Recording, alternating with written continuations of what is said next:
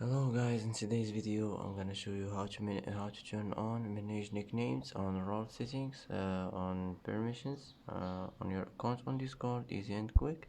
First click here. Now click settings. Here as you see you will find here roles. Click on it. Click in your role. Click here, and here you will find manage nicknames. Click on it and click save, and it will be saved, and that's it.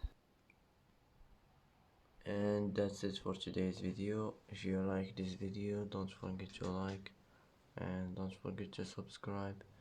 I hope this video is helpful for you, and thanks for watching till the end, and see you in the next video.